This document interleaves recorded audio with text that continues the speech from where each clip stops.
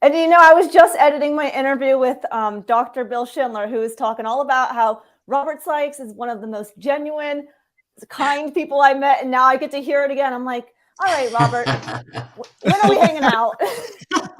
And do you know Richard? Do you know Richard, Lily? I don't actually. Hey there, Lily. Nice to meet you. Nice to meet you. Right. Okay, so Robert, we're going to kick you out of the room now. Great. Thank you. Robert, pleasure as always, my man. Take care. Yeah. You too, man. Take care. Speak soon. Good to see you. Bye. And he's just not a savage, is he? He's so refined. It's brilliant. So Lily, for those people that don't know you, could you just give us a little introduction before we get into it? Yes. I'm Lilie Kane. I am a certified keto nutrition coach and certified health and life coach, but mainly a YouTuber, and people do one-on-one coaching calls with me too. But my main goal is to be able to give so much great content and value and information through YouTube videos that are free that people don't have to, work with people one-on-one. Though there is, of course, nuance and everyone's individual. So it's really hard to give generalized information online, but trying my best to just help people get healthier, because I think my main goal is to help people get happier. And I find it's really hard for people to be happy if they're not truly healthy. So I'm just here for smiles and steaks. Yes. And you have one of the best Instagrams that I've ever seen, and your reels make me laugh and they're full of information, and I'm so jealous. And I will tell you something that is embarrassing for me to say. Now, without the context of knowing, what is your partner's name? Bryce. Right. Now, I sent a message to Lily to say, how do you get such good Instagram reels? And you said, Bryce. Okay. And I spent the afternoon trying to find an app called Bryce. And then the penny dropped. So anyway, he's gonna like to hear that. That's gonna be good. That'll make his day. And I said to my wife, she uses Bryce. I can't find this app anywhere. It's really frustrating. They make really good reels. So that was funny, right? So I've made YouTube videos before where people are like, "How do you this, that, and the other?" And I've told people, like, go on Amazon and get yourself a Bryce. But yeah, it's should stop using that joke. Okay, cool. Now, so let's kick off with a really simple question. I know it says keto, and I'm happy we're not zero tolerance here. Keto, it's fine. Carnivore, low carb, it's fine. Is there a way of being keto / carnivore whilst being on a budget? What would you say? Buy in bulk is my first biggest tip. Like, we just bought yesterday 40 pounds of ground beef. And yes, it is a big, expensive purchase at one time. But now I'm not going to have to buy beef for, that long, but long enough. It's better than buying one individual package at a time. So buying in bulk is a big thing with us. Or I think, like, even when I'm thinking about fats, like butter is like a really affordable fat, whereas like someone else can go and they can buy bone marrow, but that's just not going to be in everybody's budget. Or instead of having steak all the time, having some ground beef, or even alternating having some chicken or some pork. So I think also buying on when things are on sale. So if like the grocery stores will send out into our mailboxes all the different sales going on. And so you'll go to that certain store because maybe Costco's having a sale this week, but then the following week it's Walmart, and the next week it's Aldi's. And so you can just go to different grocery stores based on their sales and then buy that in bulk. And so that way, even if things aren't on sale, it's okay. You're still eating sale meat because it was in your freezer. What about you, Rich? Have you got something to add to that? Yeah, to be honest, I don't find it expensive. I save an absolute fortune for being carnivore. My entire weekly shop is done in the butcher. We spend £60 a week in the butcher. That feeds the three of us. Again, we buy in bulk. So I go over to the local butcher who I support. So he supports me back. We hand over £60 and I walk away with bags full of meat. Ground beef or mincemeat, as we call it in the UK, is a fantastic option. It's steak, in effect. It's steak. The butcher that I use grinds organ meats into that as well. So it's super nutrient dense. Minced beef or ground beef, incredibly nutrient dense, super cheap, even if you buy it from the supermarket. And the higher the fat, the cheaper it is. But buying bulk is key. I think if you support your local butcher and build a relationship up there, you're going to get it cheaper. But foods on a standard, quote unquote lifestyle, are more expensive. It's more expensive to eat. I know we're told that junk food is cheaper, but I used to live on takeaways. I used to consume takeaways almost every day. I'd wake up and I'd go to McDonald's for a breakfast, and then I'd have a Domino's or something for lunch, and an Indian. So I used to spend hundreds of pounds a week on what I thought was food. And this isn't, I spent hundreds of pounds a week on poison. So when you begin to cut out, the crisps or chips, as they are in the States, these chocolate treats and these cakes and muffins and everything else, the Pop-Tarts and all these things that I used to consume, then £60 a week goes an incredibly long way. So you can do it on a budget. I don't find it expensive at all. Yeah, I think you can buy tin stuff as well, if you really... Yeah. So I don't think it's a really good reason to not be carnivore or keto if you think it's going to be expensive. But I understand it, you see, because some influencers, have a ribeye that's going to be out of somebody's budget, just one. Yeah. I'm lucky. We got a really good butcher and it's a great price and stuff like that.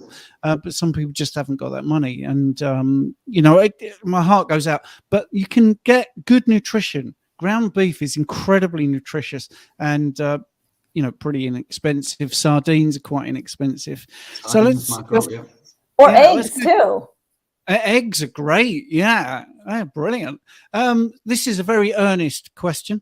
Is there a brand a lot of carnivores use for body soap, tallow soap?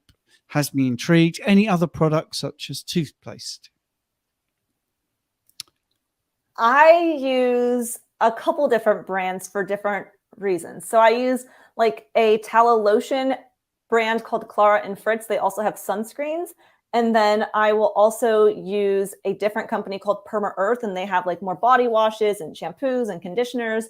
And then I will use for toothpaste, just generic stuff like Tom's.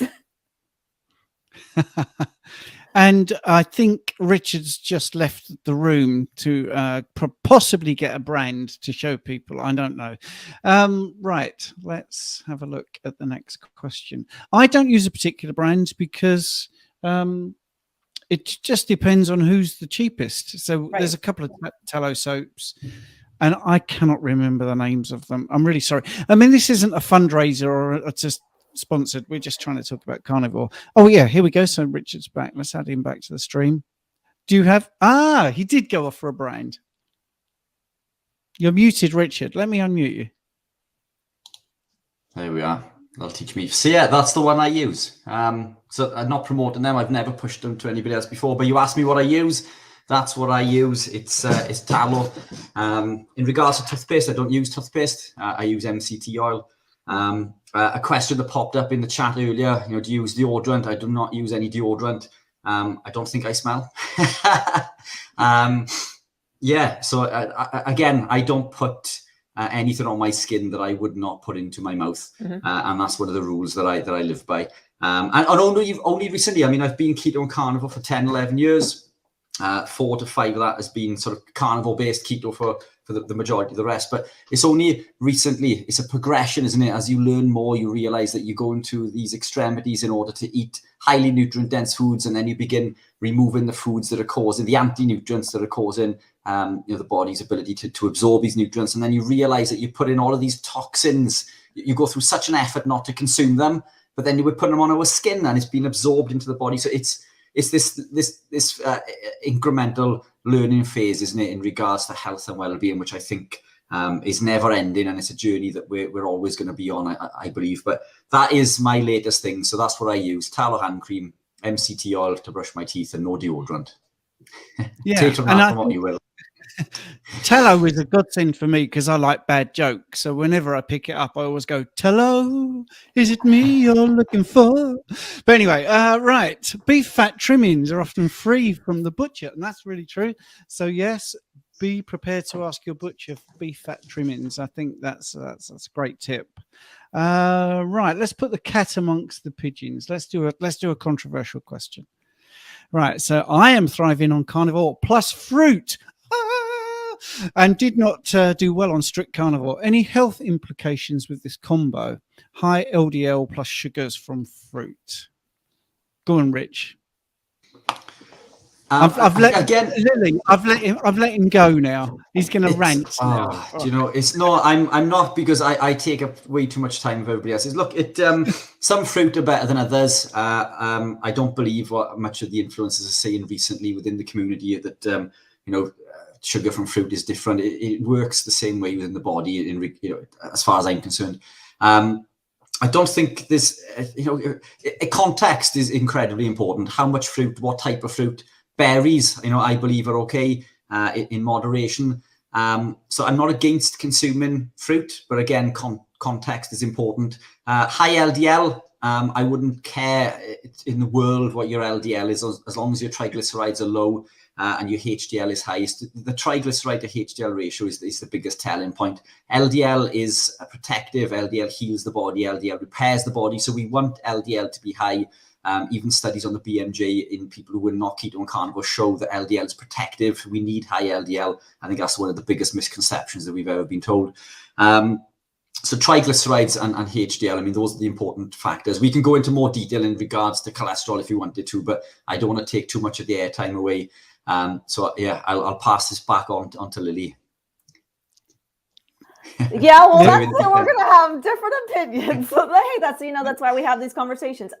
Yeah, I mean, I personally also did strict carnivore. Now, for myself, and of course, everyone is so different. So please don't take what I'm gonna say as I'm a carnivore hater, or people should be doing what I'm doing. It's not the case, but my mental health actually struggled a lot when I was doing strict carnivore. Now, that doesn't mean I need to eat fruit, but it more or less meant to me having some celery powder in my bacon is okay, or having some seasonings or some condiments or something.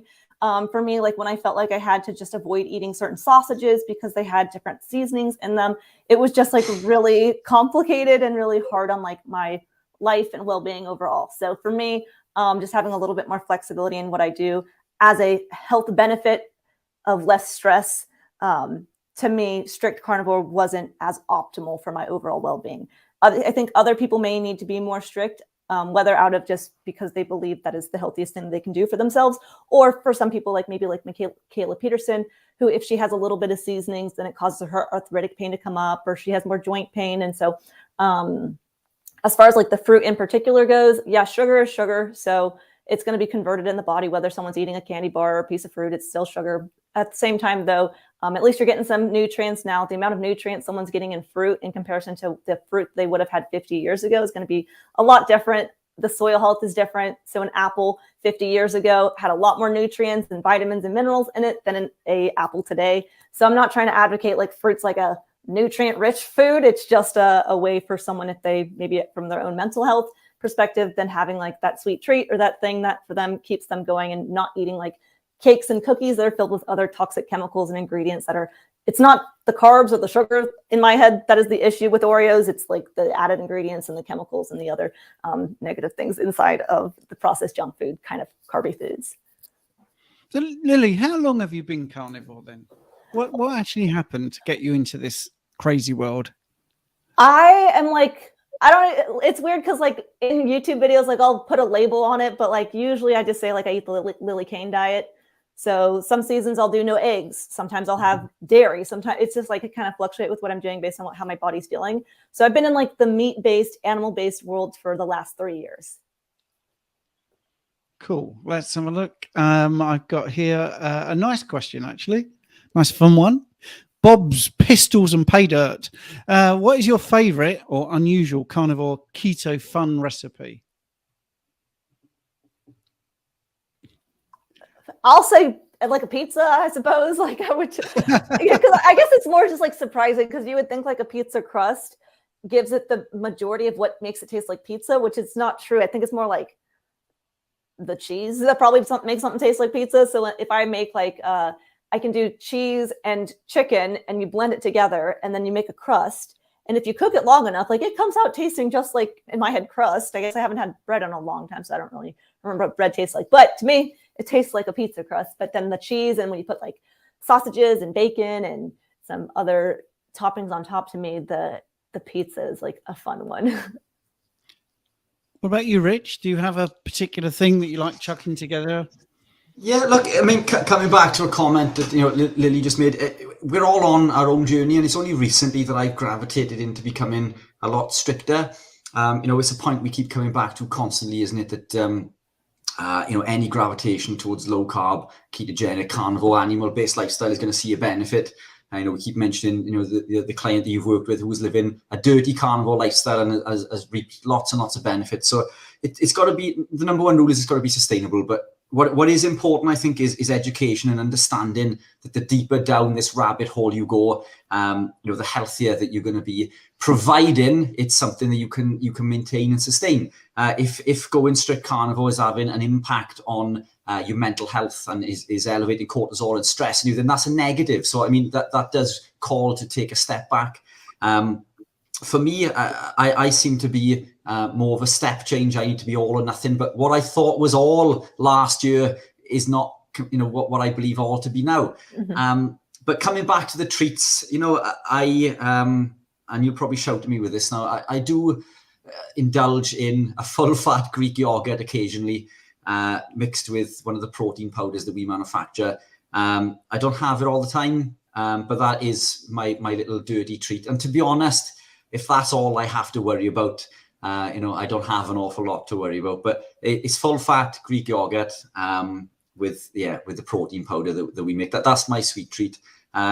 We make bars as well, low-carb ketogenic bars. Occasionally, I might smuggle one of them. But they're few and far between as well. I love eating the food that I eat. I feel satiated when I eat it. So, they are my guilty pleasures occasionally when I do decide to deviate.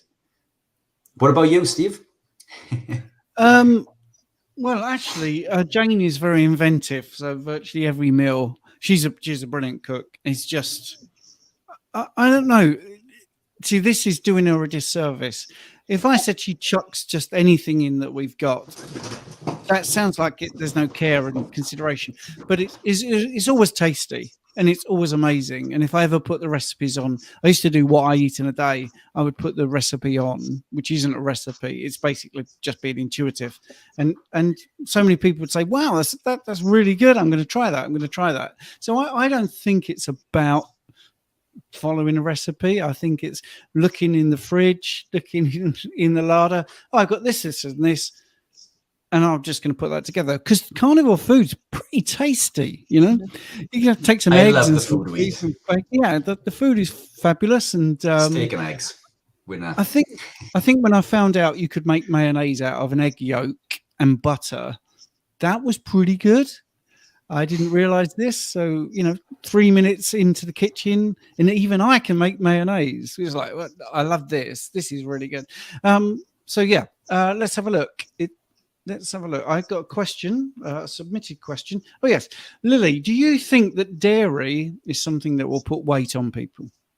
No. I think that eating a lot of food will put weight on people. I eat dairy every day and I'm 110 pounds. So no, I think people eat butter in the carnivore space all the time. Now, if we're referring to dairy with carbs, again, I eat milk. I drink milk every day. I have yogurt every day and I'm 110 pounds. So if I was eating in excess of anything, I think then yes, I could gain weight. Yeah, I mean, do you coach people that maybe have a problem with dairy and it is the fact they eat too much because they like the taste too much? Right. Yeah, that's where it would be more of a problem, I think, is like for the addictive component to dairy. So it tastes good. So people are overeating it, who overeat bacon and people who overeat pork rinds and things like that too. So, but yes, dairy, I do see people, they put too many, they drink coffee and they'll put too much heavy cream inside and they don't even realize that that's adding up to all of their daily needs. If they are somebody specifically who doesn't move, then those dairy calories can add up real quick. I know calories word. I'm trying not to use the calories word. Fuel. Your fuel can add up quickly if you don't use it. Yeah, I mean, this is what I love about this space, and the guests we've had on, everyone's slightly different, and there's no problem with that. What do you think, Richard? Do you think differently? Yeah, it's not differently, but context is important. Dairy is high in casomorphine, which is highly addictive. There's lots, and again, there's different types of dairy. I'm not a big lover of milk. Milk contains casein, which can cause intestinal permeability, even if it's raw or A2. So even these super avid ketonians and carnivore people who think that, you know, the raw dairy is good. Yeah, it's the better one to consume, but it still contains, you know, these compounds, the casein that could cause intestinal permeability. And again, we look at cheese. Cheese seems to be a lot lower in these problematic sort of compounds. I can get away with consuming cheese, but I do not consume any form of milk whatsoever. The type of cheese that I would consume is important as well. But it does come down to context, doesn't it? I think, you know, you could eat Greek yogurt or cheese or some milk, but it's to do with the person's background. Are they suffering with intestinal permeability? Are they overweight? Do they have an addictive personality? Is this case of morphine going to increase, you know, that addictive nature of that compound? Again, we're all on our own journey. You know, cheese works occasionally for me, but it doesn't work for a lot of people. The A2 dairy and raw dairy works for a lot of people, but it doesn't work well for me. You know, I find these compounds highly addictive, but cheese I don't find addictive. So yeah, just my opinion. Yeah, I think context is important. The amount is important, the frequency. And this is the problem with these questions, isn't it? Because, you know, if let's say I had one yogurt a week, is that going to be a problem? I don't think it's going to be, unless the tub was this big, you know, maybe it would be. So I think it's just what Lily said about, you know, the volume, like coffee. Is coffee a problem? Well, maybe if you're glugging in loads of cream, which people don't mention. They say, oh, coffee's really messing me up. And I always say that. Well, you have it black, do you? And they're like, well, no, I have quite a lot of heavy cream in it.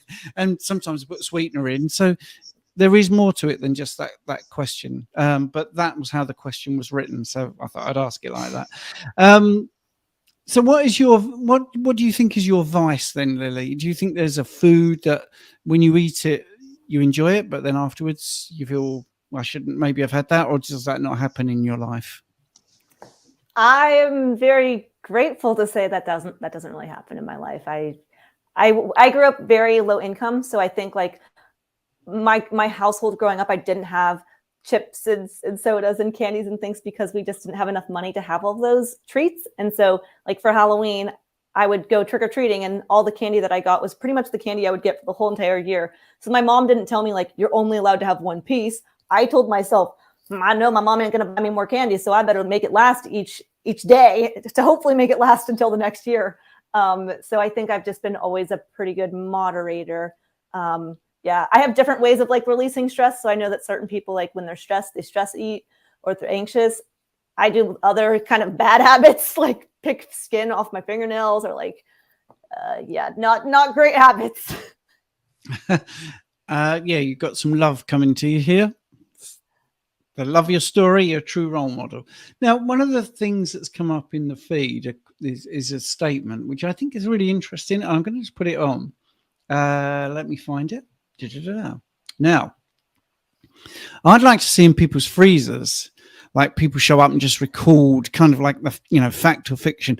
I think most of the influencers in this space do actually say the truth. Lily definitely is exactly what she says on the tin, because she says things that aren't popular. Yeah. It's really that simple. So if you want to be growing a big carnivore following, which she's got on YouTube, there are things she's eating and saying that actually most carnivores will probably go, well, I don't know about that. Yeah. But and I think I'm the same as that. I think Rich is the same. I think what we say we eat, and what we say we don't eat. I think that is one of the things about this community. And most of the guests I'd say every guest that's come on, what they say is what they do. And it's evident in the health, the way they look, the fitness.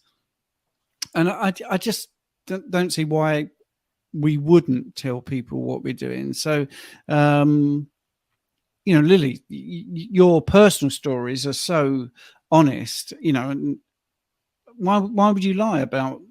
There's nothing to lie about, is there really? I mean, I'm sure if you had a birthday cake made for you by Bryce, you know, the app, you would tell people, look, he's made me this birthday cake. I really need to eat it because, you know, he spent a lot of time on it. I think that's what we do here. So a bit of a technical question. Oh, sorry, go on, carry on. Well, even like for our wedding, like we got married in March, and we didn't, like, our family wanted cake.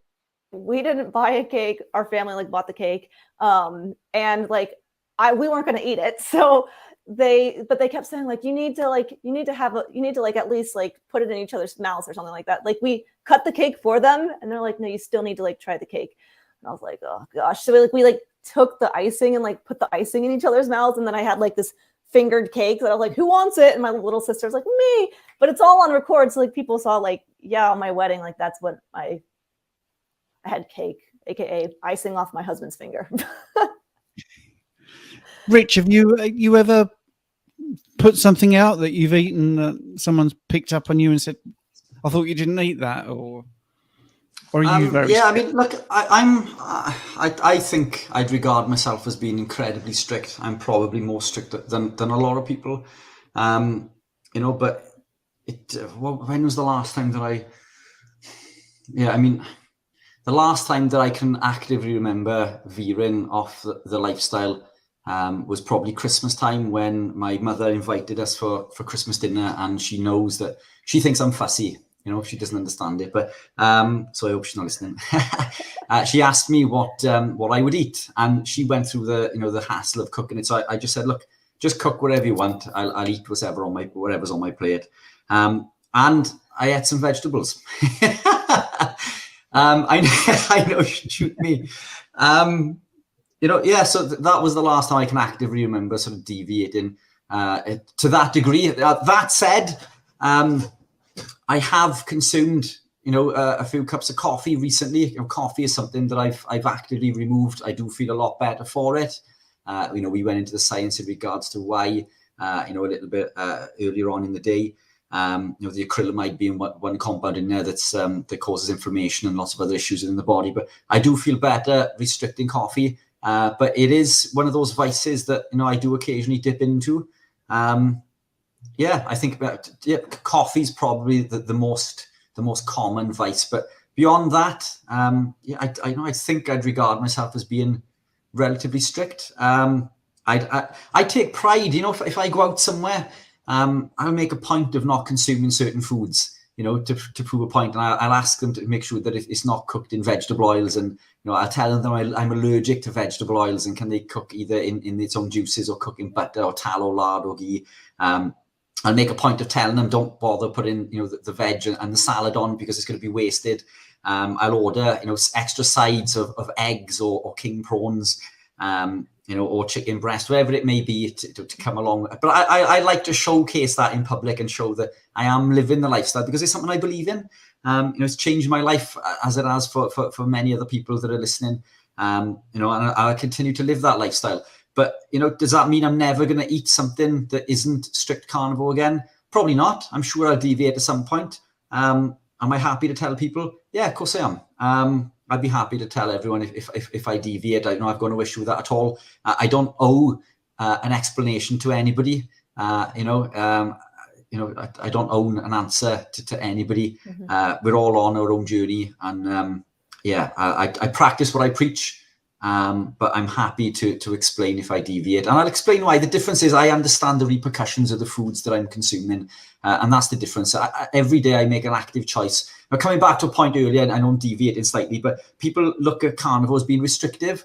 I don't find it that way, and what I throw back to people who say that is, well, what do you eat on a Monday? And they'll run through a list of foods that they'll eat on a Monday, and then, well, what do you eat on a Tuesday? And then they list the same foods, because we're creatures of habit. We eat roughly the same things every day. Every time we go shopping, we go to the same aisles. We pick up the same foods. Carnivore in that respect is not restrictive. I get to eat steak every day.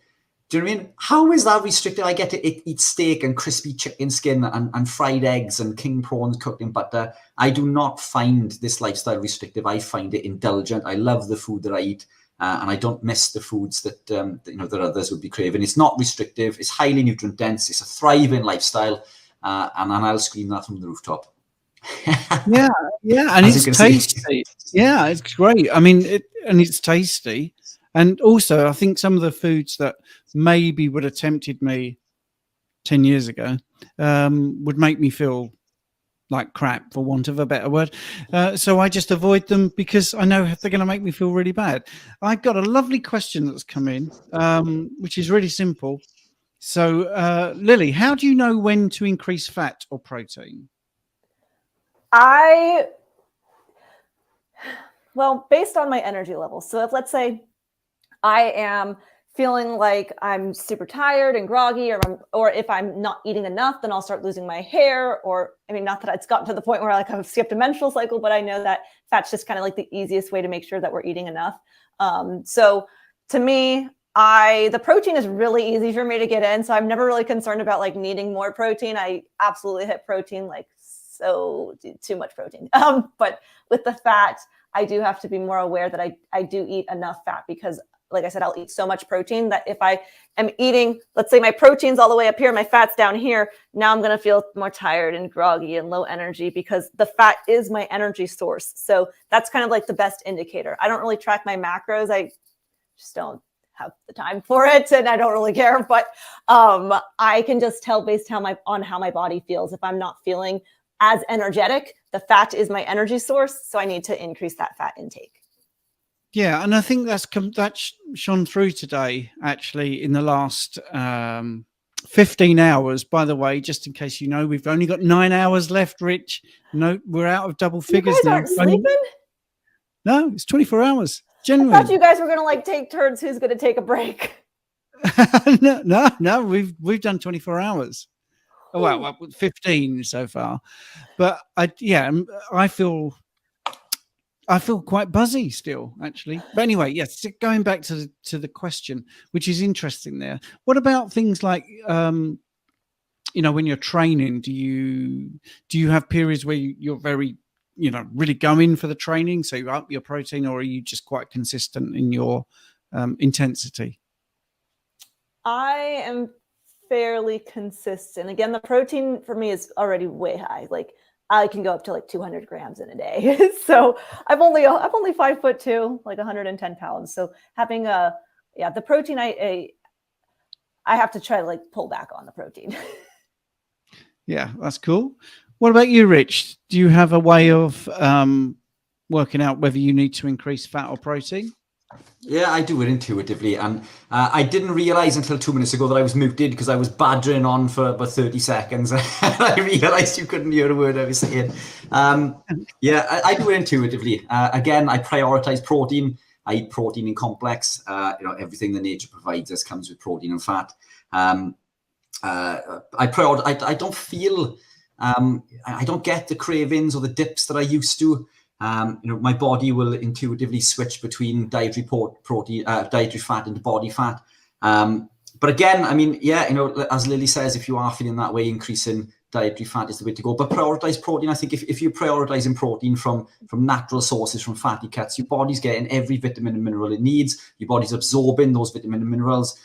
You're not consuming the foods that are negating the absorption of those vitamins and minerals. Those vitamins and minerals have been absorbed through the fat salt vitamins have been absorbed because of the fat that we're consuming through bile production. The amino acids have been absorbed, and our brain is being fed ketones. The body's being fed ketones. My energy. We were just saying, how long are we now? 15 hours. Yes. I'm still buzzing. We've had a few highs and lows, haven't we, in between? But I'm still raring to go. And coming back to what I was saying and yelling down the screen that you couldn't hear, is that we're doing this for 24 hours. We finish at 8 a.m. tomorrow morning. But I'm going straight to work. I'm in work, so I'll just be carrying on with my day. So I'll be working until the following sort of, probably 24 hours from now, I guess. So it's going to be a long shift for me, and I'm not concerned at all. Yes, I'll wane, but I know that my body can cope with it, because this is what we're designed to do. We are, we're ketone burners or fat burners. Our bodies can do the things that we can't do when we're fueled by carbohydrate. Whether I'd still be saying this in 12 hours time is a different matter. But yeah, 15 hours in, and we're still here. We're still bouncing. How are you guys eating? No, I don't know about you, Steve. I haven't eaten yet. I had a bite of a sausage because I demonstrated a food that upset people. So this is what I did, Lily. Any excuse. I had one of these in what I eat in a day, and someone said, that's processed food. You can't have that. And when I went off camera, I took a bite, but I didn't of that one, by the way. So, yeah, I just think a bite of a sausage, and I've had drinks. So that's just like a lime water. So yeah, so 15 hours, but it's been fun, hasn't it, so far? Yeah. You guys are machines. You're gonna forget what happened, 24 hours ago. You're gonna be like, "What did we talk about?" Meat. Hey, dude, where's my brain? It's gonna be it's great. Right. See, somebody there is watching us. Carnivore Revolution. So that's Serena. She's eating a hot dog now. A hot dog. See, now that's the thing. Now, everyone who is not carnivore will assume the hot dog that you see in the American movies with massive, great big bun and all that. But she's probably just eating the sausage bit. I've made that mistake too, where I'm like, I ate 1,000 burgers this year, and people are like, that's not a burger, that's a burger patty. I'm like, oh right, well, to me it's a burger. So, this is a good name. Hang on a minute. So let's have a look at this. Dark Field Carnivore. Would be nice to hear her ratios. I think Lily did say she doesn't really do that, but let's ask you anyway. So, what are your fat to protein ratios? I guess my protein's probably 35%. And then I do have carbs, so that's probably 5%. So then my fat's probably 60. Yeah. Cool. That's pretty low fat. I mean, not low fat, but I know there's people who are doing like 80% fat, and like I'm doing maybe 60. I'd have to do the math. I'd have to do the math. No, and that's fine. I mean, I think being intuitive is it. I mean, that's what we should be doing, being intuitive, because that's how we evolved up until about 50 years ago, when everyone started to write down their calories and all that rubbish. But anyway, right. Yes. Process. Carnivore Revolution has just put me right. Yeah. She's eating a hot dog, but it is processed. Yeah. That's the big problem there. And it's not raw either, I bet you. If you're not eating your meat raw, you're not true carnivore. Oh, that's a nice one. We haven't actually got this question, but I'll ask you this because you've got a great sense of humor. Oh. What is the thing that bugs you in the carnivore space? Richard can go first. So, it is the keto and carnivore police. That's what grips me. I mean, I'd regard myself as being one of the most strict people within the community. But I also understand that we're all only human. Everybody slips. We're all on our own journey. And what I hate is when somebody will post, I think we mentioned this earlier, somebody new to the community being keto carnivore, apologies, my mic, will post something. And it takes a lot of guts to join a community and to post something that they're excited about, and then somebody will jump on the bandwagon and shoot them down. We should be encouraging that person, basically saying that fantastic, this is brilliant, and educating them as we go, because as we know, it's a journey, it's an incremental journey, and everybody begins initially by cutting carbohydrates, isn't it? They don't understand about lectins, they don't understand about CDOs, they don't understand about phytoalexins, plant toxins, acrylamide, all these other things that we may be accustomed to, but they are new to it, and we don't want to jump down their throats and say that's not keto, this isn't carnivore, and for you all to know, when people say when they're carnivore that they're not ketogenic, being carnivore is a ketogenic state. If you're a carnivore, you're in the metabolic state of ketosis. It's just another arm to being ketogenic. You are ketogenic. It's one and the same. It's just a different subsection.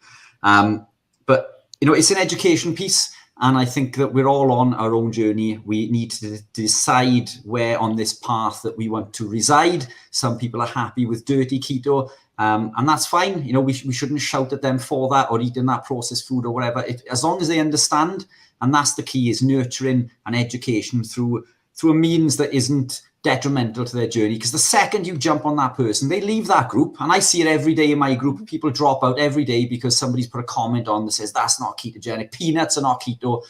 Let me tell you something, everything is keto, because keto is a metabolic state. You can eat whatever you want and maintain a ketogenic state. So everything is ketogenic as long as your body is producing ketones, and that is fundamental. Everything is ketogenic, and let me tell you something else that you may not be aware of as well is your tomatoes and your bell peppers are technically not ketogenic.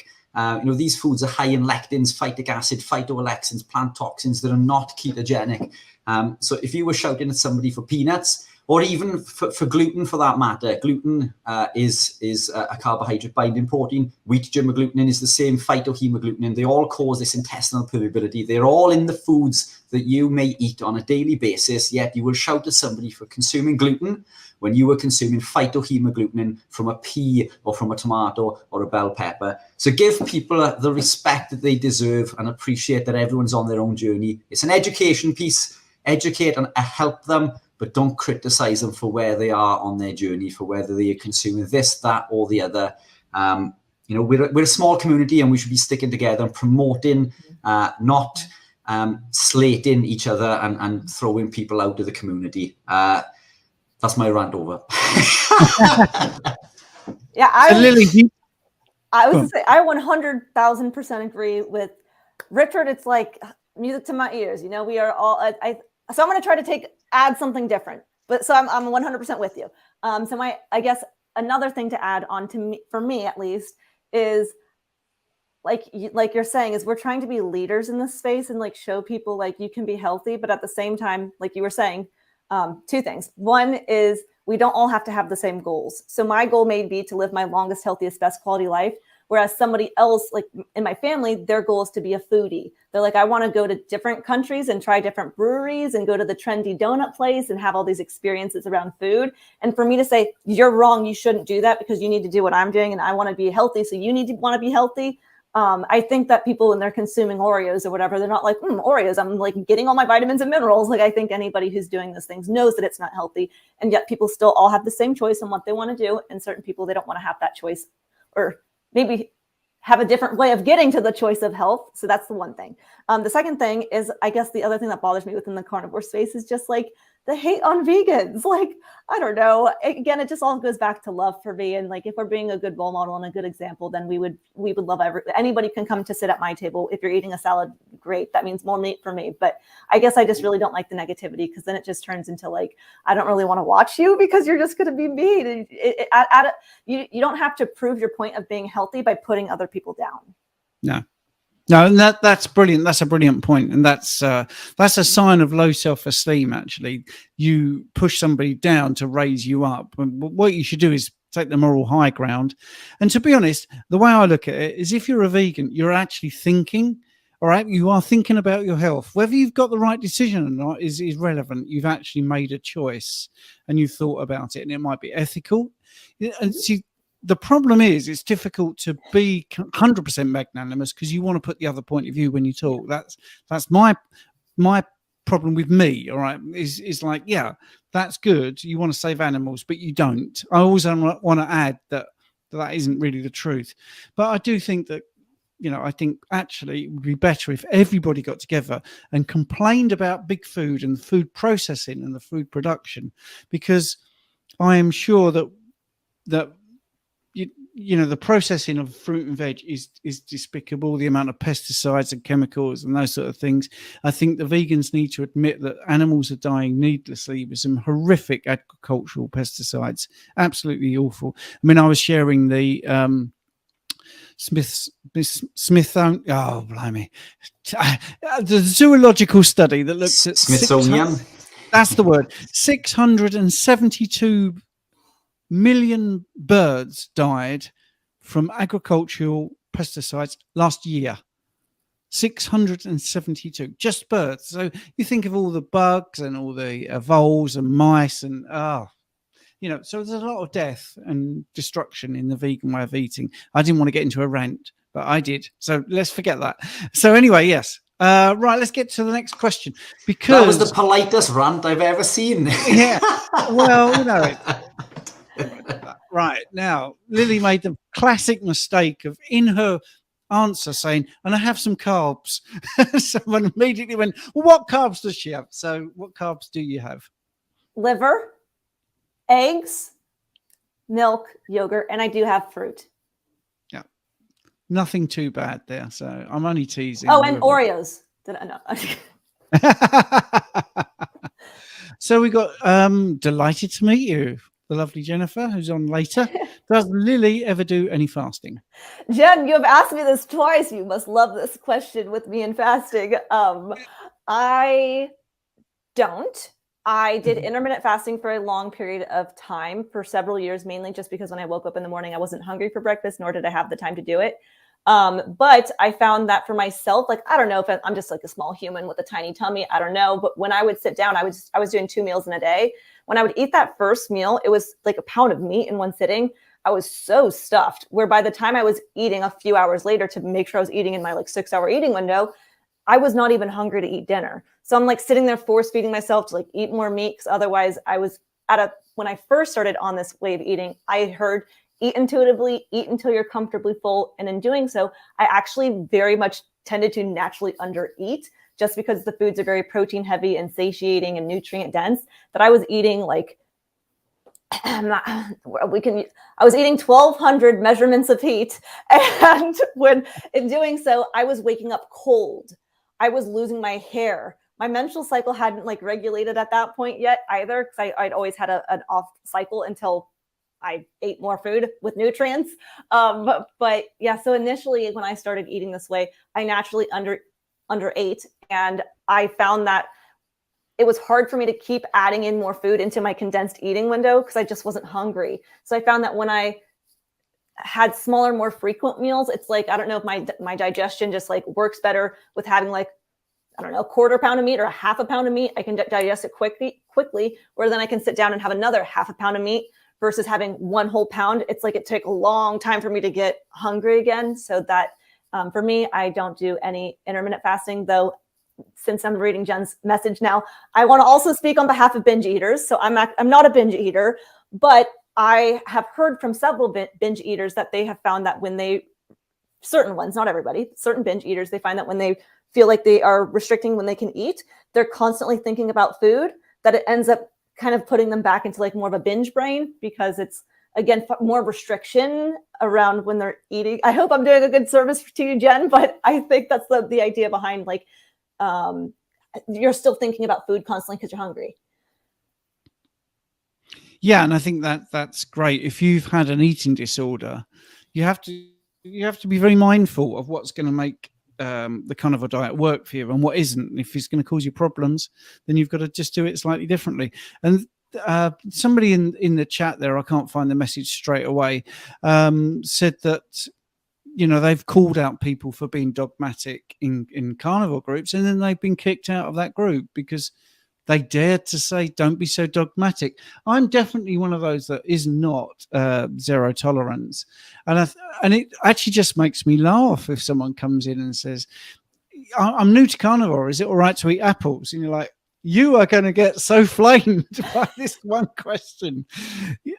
Probably, more of them, I think, are tongue-in-cheek now. I think people are asking to actually get 100 comments telling them, no, that's not carnivore, but maybe not as politely as that. So, Rich, have you got any views on fasting? Do you fast at all?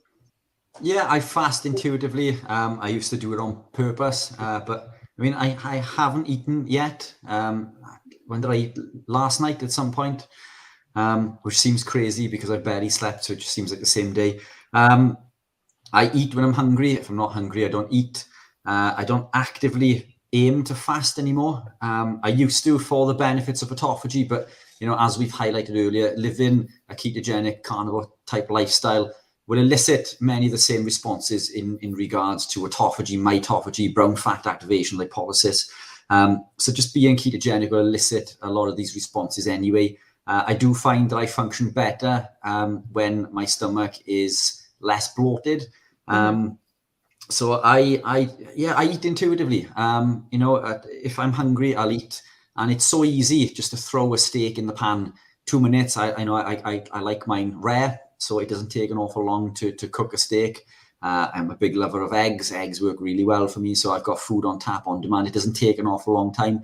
Food choices and availability seem to be a big issue for most people, which I never understand, because you can literally cook a steak in 2 minutes. Cooking veg takes way longer than that. Walking to the shop and picking up a pack of chips, takes way longer than frying a steak. I had a conversation with a gentleman that I worked with, prior to getting into this full time. On a Friday, he used to have chips from the chippy. Fries, I guess you guys in the States would call it, but it'd be a bag of chips in the UK with a jumbo sausage is what he used to pick up. And I asked him, well, why does he do it? Well, I've worked all week. It's convenience. So I put it to him. I said, well, how long does it take you to drive to this chip shop? Oh, I don't know, it's about 10 minutes out of my way. How long have you got to wait? Oh, it's quite busy on a Friday, so I'm waiting about 10 minutes. How long does it take you to get home? Oh, about 10 minutes. Well, how long would it take you to drive home, chuck a steak in the pan, and eat that steak? Oh, probably about 5 minutes. So this convenience thing was just an excuse. It takes a lot longer to go out of your way. It's so much easier to cook and eat highly nutrient-dense foods in regards to steak and eggs. And I've probably gone off on a tangent again, haven't I? But I forgot. I've even forgotten the original question. Apologies. Fasting. Yeah, did you fast? So that's So basically, I fast intuitively, but I don't do it on purpose. This is the short answer. I will throw in occasionally. So when I was cutted for competition, I'd actively throw in a 24, 48 a couple of times a year, a 72 once or twice a year. I did a fab podcast with Ben Azadi going back last year or the year prior in regards to fasting and reaching max autophagy. Reaching max autophagy would take about 5 days for someone who's new to the ketogenic carnivore type lifestyle. For someone who is adapted and be living the lifestyle, he said it typically take up to 72 hours. So I've never gone beyond 72 hours to reach max autophagy. I tried to throw this in once or twice a year actively, but beyond that, my fasting is intuitively. I eat when I'm hungry. If I'm not hungry, I don't eat. And as I say, I'm yet to eat today. I did not eat. The last meal I consumed was probably 8 o'clock yesterday night, if not maybe a little bit later. But it's been well over 24 hours. I'm not hungry. I'll probably power through until we finish this at 8 in the morning. If I'm not hungry, then I won't eat. But, nutrients, again, if you suffer with eating disorders, then it's also very important to make sure that you do eat your food. And I would advise not fasting for someone who does suffer with that sort of condition. How was that for a short? Yeah, that's good. Right, so Lilie, if you want to stay for a bit longer, that's fine. We haven't got a guest now for the next half an hour, but you have done well over your time. But if you want to stick around, that'd be great. It's up to you. I maybe can help with this last question, and then I know I can hear the Bryce app making food, so I'm going to go and eat some meat. Okay, cool. Right, here's the question, and while you're answering this question, the call of nature. I need to just go and see the facilities. So the question is, some like Maria Emmerich say to lose fat, have protein sparing fast, but others say to eat fat, even if you have fat to lose. I'm so confused. Totally. No, yeah. So I think there's truth in everything. So Maria Emmerich's right, because you're just having less food. So I think when I think of weight loss, I think weight loss is a hormonal process. So if someone there's kind of two ways in my mind on how someone can lose weight. One is changing the quality of food someone's eating. So if I was eating, let's call them calories, 2,000 calories of donuts versus 2,000 calories of meat, same amount of calories, different outcomes on how we look. So therefore, that is the first step someone can do to lose weight, is changing the fuel that you're putting in your body, the nutrients. The second thing, though, is I do have people who they do that. They just start eating more nutrients. They start eating less of the processed foods, and they change the quality of their calories. However, certain people, that may not be enough, and they may have to have less calories. So like Maria Emmerich, you could try doing protein-sparing modified fasting. That's not incorrect. It could help with weight loss, but I don't think it's necessary. I think that I would actually want to have fat in my diet to help me with the balancing of hormones. So I think that it kind of just turns into a metabolism spiral hole when people go from eating whatever amount of food they're normally eating to now we're going to have less. And then they may see weight loss because they're eating less. But then as their metabolic rate drops and their body adapts to that amount of fuel, they're going to hit a weight loss plateau. So in order to lose more weight, they're going to have even less. And then it just kind of keeps going down and down and down until the point where I have people coming to me who are in their 70s and they're like, Lilie, I eat like 2 eggs in a whole day and I'm not losing any weight. So I have different videos on my channel too, where I talk more about like how to boost metabolism. I know Robert Sikes is also like totally really savvy with this as well. I think bodybuilders are really great at training their metabolisms over the years. Where there'll be times where they're eating a surplus of food, less food, they're having their maintenance amount of food, and in doing so, they're training their metabolism in their body to adapt to different amounts of fuel. Whereas for most of us, we just eat the same thing at the same time, the same amount of food over decades of our life, and eventually then our metabolism slows down a bit. People are gaining weight now off of the food that they were already eating. So the answer is yes, it can be confusing because the body is super complicated, but there, yeah, like I said, there's a couple of videos more recently that I put on my channel too, where one more explains, like how I would go about losing weight. And it gives the nuance of like, yes, fat, no fat. And, you know, I try to give both sides to the story, which is why the confusing part hopefully can be less confusing. That's brilliant, Lilie. So I'm going to thank you and we're going to say goodbye to you. And it's nice to finish. Well, we're 11:30 in the evening here. So we've got half an hour till midnight and then we've got Bart K coming on. So I just want to thank you. That was brilliant. Rich, what did you think of Lilie? You've not met her before. Yeah, fantastic. Thank you so much for coming on. It's been incredible. Yeah, thoroughly enjoyed that. Thank you very much. Thank you guys for doing this. This is awesome. You guys are rock stars. I can't even believe you're not sleeping. I seriously thought you guys were going to rotate who's taking turns napping. No, we didn't think of that, did we? We could have done that. No need. Good luck. Good luck with the rest of the time, but also, you know, congratulations for making this happen and getting everybody together. And I can't believe you even had questions this whole entire time, like firing away. So that's awesome. You guys rock. Thank you. Awesome. Thanks, Lilie. Way too kind. Thank you. Bye, guys. Thanks, Bye. Take care. Bye. Bye. Bye. And then there were two. Yeah, absolutely. So it's been maybe time to take stock because we are at 15 and a half hours.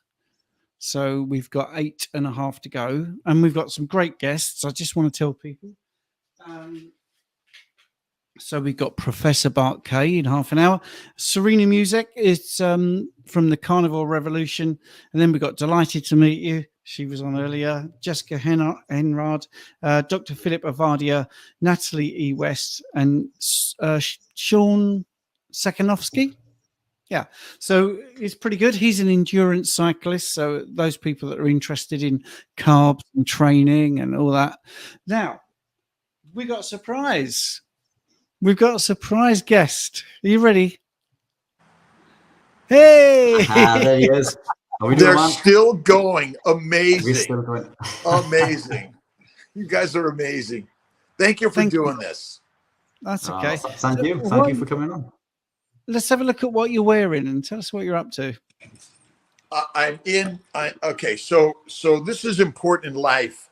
You can't focus on just one thing, but I'm in my pottery studio. And I've been doing pottery for about 50 years. And it's something that takes me away from my daily work. But I can listen to the amazing live stream that you gentlemen are doing and bringing on such amazing, amazing guests. So thank you.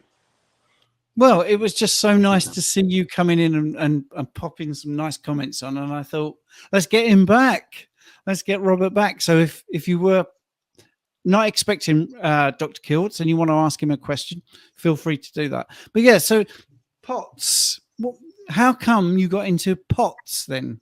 Well, in high school, I couldn't get into a Spanish class. It was filled and I had to take something. But the blessing, I got into a ceramics class because I never did artwork.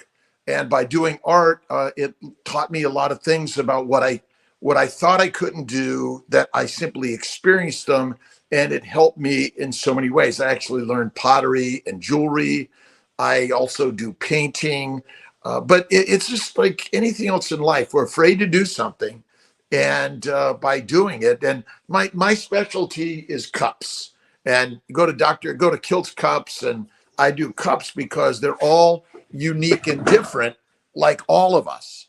And so this is sort of the drying cups that I do. And I don't do them with the handle because it's quick and easy without a handle. And I like to put my hand around the entire cup. And, this is generally what they look like. But I've done big pots, small pots, hand building. I've done everything.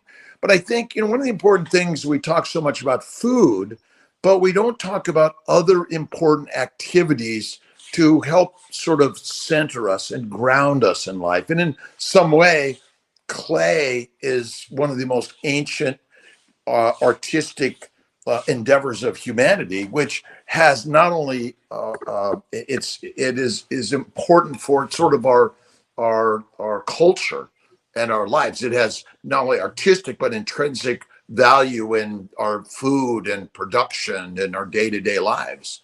So that's kind of how I stick to it. And I was doing it in medical school and residency, and I've got my own studio because I need a space to do something that's away from, although I'm not away from carnivore today, as you can see. But when I'm doing my pottery, I'm usually listening to something inspiring that other people have experienced so I can listen and learn. Lilie and Sir Zaldivar, so many people you've had on already, and I've caught most of them. I'm in and out a little bit. I went out to my feast with my partner for lunch, and maybe my last meal until next Friday, because we're doing a 5-day fast challenge. And I noticed you're talking to Lilie about fasting, and again, it's not a necessity, but it is something that I think builds some food freedom, our ability to say, you know what, I'm going to go a couple of days without food, because then you're better discerning and saying, you know what, I'm going to eat that. I'm not going to eat that. And that it builds our minds. And fasting, again, is a very another ancient experience of humanity that was very spiritual. Our ability to just live with what's in here rather than constantly, again, here and here and here. We got to slow it down. Yeah, and I think we've got a message there from Bill, who's sort of echoing what you've just said there. Someone told me decades ago that if you want to not eat to obesity, get a hobby where your hands get too dirty to easy to clean, so you won't be tempted to stop and eat. I mean, that is brilliant. Yeah, absolutely. Well, I think that's a great comment, because we're hanging around in the kitchen, in the living room, and we're just always around food. And so, of course, you want to eat more, because the brain says food's here right now. It may not be here tomorrow. You better eat it to get fat so you survive the famine. But ultimately, instinctually, we did not have, or historically, we did not have exposure of food always. So we were always figuring out ways to hunt it and prepare it that will last so that we don't starve. But one of the things, yes, go in the gym, go for a bike ride, a walk, go to church, connect with people at a spiritual experience, or go to your art studio. Again, I think painting, pottery, poetry, music, sit at the piano. These are all things that we must have a full life, because even though we're carnivores or ketovores or whatever your lifestyle is, it doesn't matter. You can heal without changing your diet by changing your lifestyle. And that's the part that I think is important, whether you choose to be a vegan, vegetarian, Mediterranean, or carnivorian. Lifestyle is so critical. Eat less frequently, eat less food, go out and connect and do something that will change your amazing life.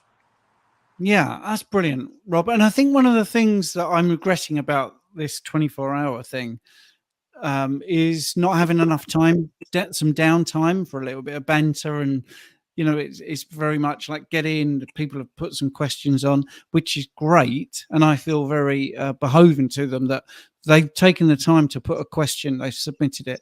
I should present that question.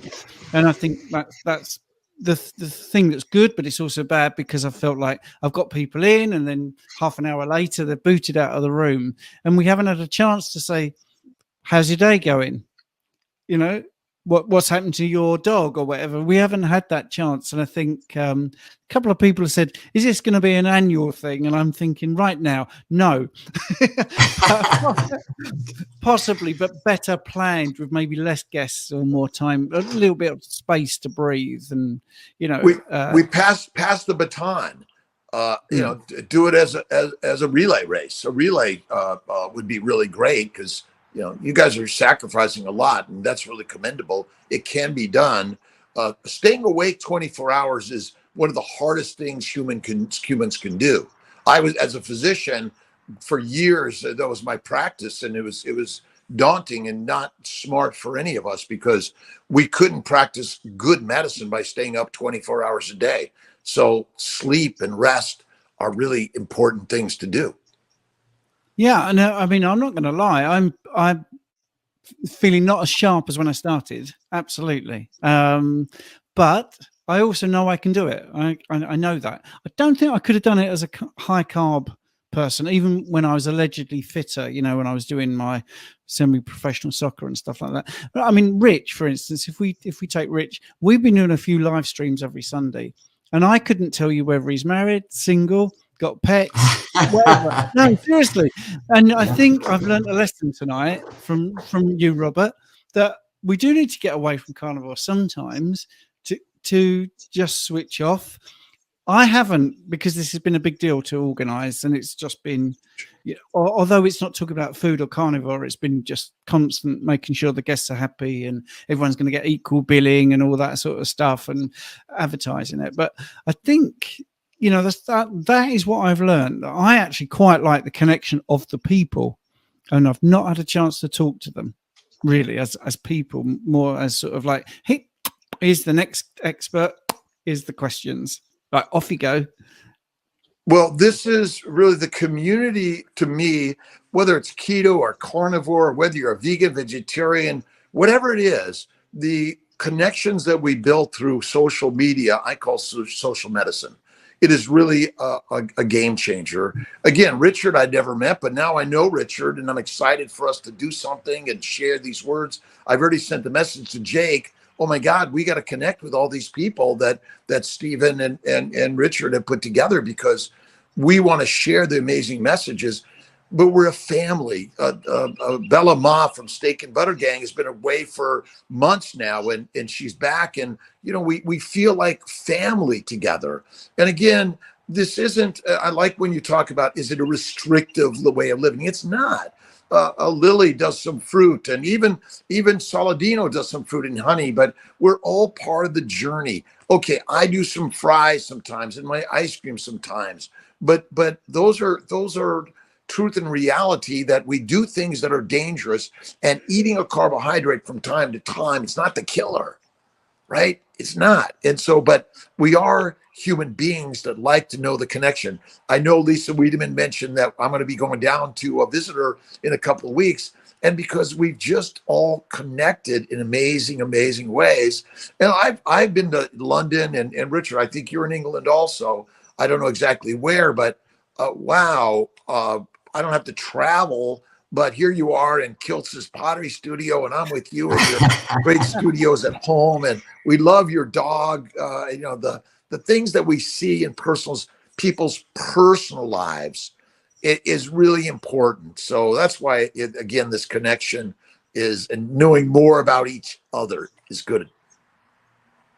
Yeah. Well, Rich, now go and tell him where you're from. Where you are. So just outside England. I'm from Wales, a little town called Neath, just outside Swansea in South Wales. So a few hours away from Stephen. But yeah, we met in person recently, didn't we, in the PHC conference, where again, that was another rush day, wasn't it? It was a fantastic event, but we barely had time to meet and meet other people that have been on today also. So yeah, it is. I think we do need to take stock sometimes and take a step back. And so some of the things that I've, my mind works overtime constantly. I didn't see. We like yeah, but it's not always a good thing. I didn't sleep until 4 a.m. this morning because, you know, I was looking forward to this. not concerned, but things were running through my head. Obviously, I knew it was coming up. You're conscious that you need to sleep, and then because of that, I couldn't sleep. So I've come into this on 3 hours, and it's that disconnect, isn't it? We need to be able to do something to disconnect. I don't watch TV. I don't watch. I say I don't watch TV. I don't watch standard television. When I do watch something, it's usually a documentary or something educational in regards. Maybe it could be something on YouTube that I'm learning, or as sad as it sounds, I'll be studying a clinical trial or research paper. Rock and roll, hey? But do you know what I found recently? There's 2 things that I found that have helped me disconnect incredibly. One of these, and these are 2 separate things, but they come into the same thing. It's running and cycling. I've come away from the bodybuilding. I've began running and cycling. And do you know what I found when I run in a competition or cycle in a competition? I'm fighting for my life, and I have no thought in my mind other than staying alive to finish that run. Every other thought leaves my mind, and only in that time am I not thinking about work, or I'm not thinking about something that I have to be doing, or an email I need to reply to, or I get hundreds and hundreds of messages and emails every day. And apologies to people who message and I'm delayed in responding. I don't do it on purpose. It is just because I am flat out back against the wall, and I do not do it intentionally. I try to respond to every email and every message, but finding the time amongst all that noise is incredibly difficult. And the only time that I'm away, not thinking about those messages, not thinking about something I need to do, a bill I need to pay, or somebody I need to go back to, is when I'm running and fighting for my life in a half marathon or a 10K run. And the other thing that I find interesting and find that has helped is when I was younger, I had an air rifle, so nothing in regards to the extent that you guys may have there in the States, but I had an air rifle when I was younger. And it was something that I enjoyed doing, shooting. So I bought an air rifle recently. And do you know, when I'm looking down the sight of my gun, there is not another thought in my mind, because I am focusing so intensely on the target that I'm looking at. Everything else leaves my brain. And those are the 2 things that have been helping me sort of disconnect from this high intense world. And it's a world that I love. I love what I do. I hope that I'm part of this world for many, many years to come, but we do need that downtime. And as you rightly say, Steve, we've barely had a conversation outside keto or carnivore since we've met. I know. Yeah, these lives we do every Sunday. I was away competing last week. I came literally from just finishing a half marathon. Walked back probably about 5 miles back to the camper van that I was staying into the campsite to jump on my mobile phone in order to jump on the live. And then very little conversation after. It was, it's a Sunday evening. I had to leave to go and pick my little girl up. Stephen had things to do, but we're in this world, aren't we, that is just intense. And I think we do need to take stock sometimes, take a step back and consolidate. So the pottery, I get it. Yeah, fantastic. For me at the moment, it's they start running and cycling and shooting. Unfortunately, it has to hurt for me to get to that point. Which I used to do a lot more. I'm 67, almost 68. And wow. I do less of it. I do enjoy it. I ride my bike.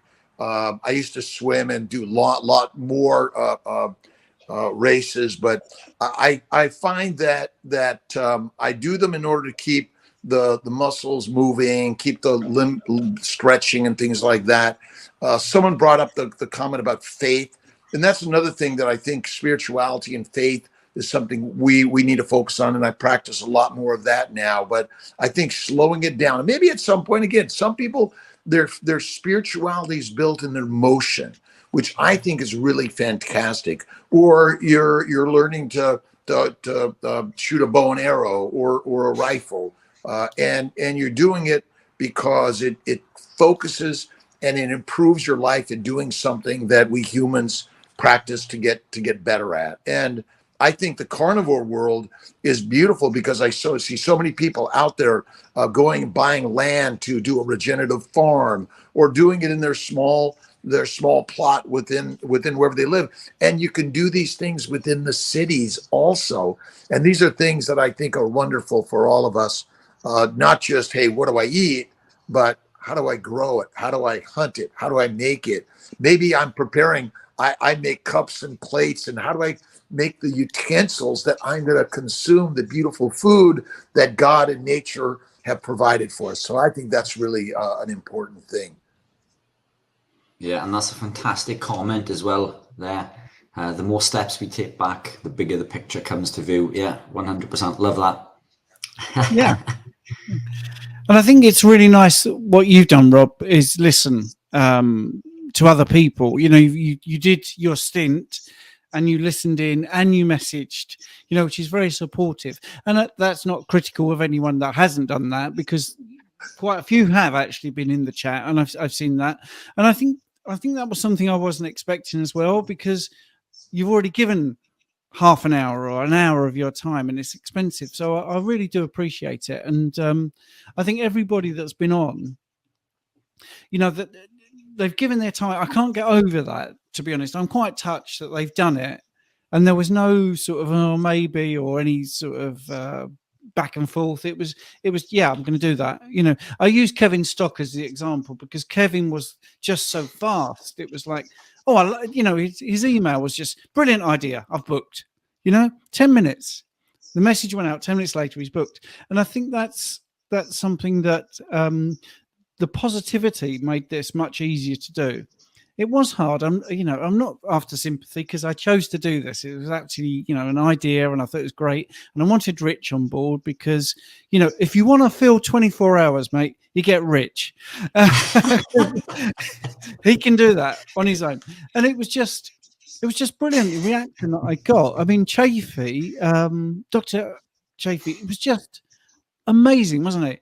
Because we had no guests, and he just said, I'll kick it off. I'll do 3 hours. I'll do 3 hours, you know, straight off. And then we had the problem of, right, okay, so now we've got to, we can't do an hour because I suddenly got more people wanting to do it than I was expecting. So there's only 24 hours, so you can only have 21 guests. So we had to do everyone at half an hour. So it's been really good. But I am looking forward to time out. You know, tomorrow I will not be thinking the live stream. I will not be thinking about carnivore. I'm going to just enjoy the garden, walk the dog, talk to my wife, have some nice food. And I think, you know, it's really been a fantastic journey for me to meet some new people as well that I've never spoken to before. Hear different views and take those on board and see some great messages, because, you know, there's no point in doing this if people aren't watching and asking questions and giving us feedback. So the whole thing, I'm just really glad that Rich said yes, because although he's been really magnanimous and saying I've worked hard and all this, if he'd not said yes, I don't think I could have finished it. I don't think I could have done it. Well, I vote for another year. I'll tell you why, because anything you do with hard and has problems, doing it again is always going to build the next level, the next level, the next level. And I've seen so many amazing people in this one spot that it's radically important to continue to do. Again, I have a feeling if you get some help in sort of even the transition at the top, where you guys sort of switch it off, get a few hours, whatever it is, but it's like the Jerry Lewis telethon that he used to do. I don't know, I think he did 24 hours, but I think these events with Judy Cho's event and others are doing it, the more of these things we do, because the message is global. It's picked up in Australia. You know, you guys picked it up in UK. Here we are in the US. You know, you got me. Sunday's my little weird day because I tend to just one live at like 10:30. And I'm kind of working a little bit differently because that's my fireside fertility chat, and making Sunday more of my sort of rest day. And so coming back and saying yes to everything, sometimes it's like, well, I said I wouldn't do that, but for this cause, I think it's one of the most important things to do. Appreciate that. Yeah, and I'll definitely do it. It. I'm sure of it. Yeah. For sure. I think yeah. If you're on board, Steve, then yeah. I mean, we haven't finished this one yet, but I'm sure. Keep going. Let's book in now. Yeah, for sure. For sure. So I know we're not talking carnivore or keto, but we have a question. If either of you want to have a little dive into it, could the ketogenic diet help with leaky gut or SIBO? While you guys bat this one back and forth, I'm going to run to the loo really quickly before we kick the next one off. So I will see you in 2 minutes. So yes. May I answer this, Stephen? So leaky gut is caused by damage to the GI tracts, glucose or sugar layer, the glycocalyx. So when the glycocalyx is damaged, the mucopolysaccharide protective layer is lost. So the Teflon shield, if you want to say, or the Enterprises shields up, basically allows the microbes to grab onto the epithelial cells and break it down. Keto is a high fat diet. Paleo is a high fat diet. And technically carnivore is a high fat diet. So what you're generally losing is the significant carbohydrates, which are the sugars that damage the protective layer of the GI tract, the glycocalyx. So absolutely the bacterial overgrowth, which causes leaky gut. And in my opinion, microbes in the gut, including the gums, the teeth, if you listen to Kevin Stock, is not good for us. So absolutely keto diet, carnivore diet, fasting, and fat, I think are all contributing factors to reduce the sugar load. Even the amino acids and excessive proteins fuel the microbes that damage the glycocalyx, which create a leaky gut, which now allow things to go in and out willy-nilly, and especially the microbes. So keto is a kick-ass starter. Carnivore is the finisher. Absolutely. And I think that's one of the great things. We've already got people saying, well, I did it and I fixed my leaky gut. And this is the great thing, because we're not just saying these things, we have proof because people do it. And that's one of the great things about the coaching is you get that feedback, and then you can be confident the next time you speak. And what's interesting about social medicine and what you are doing and Richard's doing is that medicine is taken into the hands of the individual. So doctors are superfluous. They're unnecessary as you're learning. Now, not completely. We still need some Western medicine. So I'm not going to take that away because I still practice it. But what we're learning is that the sharing the individual stories, and coaches like yourself and Richard are critical in helping people manage the process of keto, carnivore, fasting, and whatever you're doing. And remember, as a vegan, vegetarian, and Mediterranean, you can do keto. Yeah, Rich, did you want to add, as you're back, did you want to say something about leaky gut and SIBO? Oh, let's unmute you. There we are. How's that? That's good. Nobody wants to listen to me. Yeah, repairing the gut is job number one in regards to improving health and well-being. Unfortunately, the foods that we consume on a daily basis, the foods that we're told to consume to be fit and healthy, are predominantly grain-based. Grains are high in lectins in the form of wheat, germ, agglutinin. Wheat, germ, agglutinin is a type of lectin. We're all familiar with gluten, which is another lectin. But wheat, germ, agglutinin will bind to receptor sites on the enterocytes lining the gut. It'll cause the release of a molecule called zonulin. And zonulin release will cause a gap in the tight junction between the epithelial cells lining the gut, which is leaky gut. The issue with this is these undigested protein molecules will travel into the bloodstream where they shouldn't be. The body will see them as a foreign invader and create antibodies to fight them. And then through a process called molecular mimicry, the body starts attacking other parts of the body that look the same. And this is autoimmune disease. Anyone you know who suffers with an autoimmune issue comes from leaky gut, and it's predominantly comes from the lectins in the food that we eat. Now, there are other contributing factors, like casein in milks and whey proteins and things, but lectins, in the form of bread, pasta, rice, they're in absolutely everything. We wake up in the morning, we'll have a bowl of muesli or some toast, and then it's a cake or a croissant, and then it's some form of bread with our main meal. Every meal that we consume contains these damaging lectins. So taking these out is job number one, I believe. And I think that when I teach people in the store on the high street, because we do a lot of free public speaking events and we do things online, carbohydrate is not the first thing that I teach them. It's how damaging the lectins are. So that is number one. And the other thing the lectins do is they block a hormone called leptin, which blocks satiety signaling. Leptin is a satiety hormone. The lectins will block leptin, and they also bind to insulin receptors, which will cause the body to store 5 times more fat than insulin does itself. So these lectins have got a lot to answer for. So if you can remove lectins from your diet without even counting a carbohydrate, or not even having to understand what a carbohydrate is, you are going to potentially heal most of the damaging effects of these lectins that have caused damage to the gut, and you're going to reap the benefits tenfold. So that is job number one. And following that, then I teach about vegetable oils and seed oils, which are high in the oxidized omega-6 linoleic acid, which leads to insulin resistance around 6% higher than carbohydrates do. So the first 2 things that I teach people is nothing to do with being ketogenic. It's nothing to do with being carnivore. It's nothing to do with counting carbohydrate. It's to do with the damages that these lectins cause and these vegetable and seed oils. And if there's 2 things that you can take away, it would be those. But this is the basis for me in regards to a ketogenic diet, and this is why it'll help with healing leaky gut. Sorry, go on, Robert. Jump in there. Well, you're absolutely right. Those are so important that people don't realize the poisons in the healthy food that we're eating. And one of the things I always remind everyone that a carbohydrate comes from all plants. So if it's a fruit, a vegetable, a seed, a nut, it's a carbohydrate. I don't care if it's potato, pasta, bread, or if it's kale, broccoli, Brussels sprouts, or a carrot, or onions and garlic.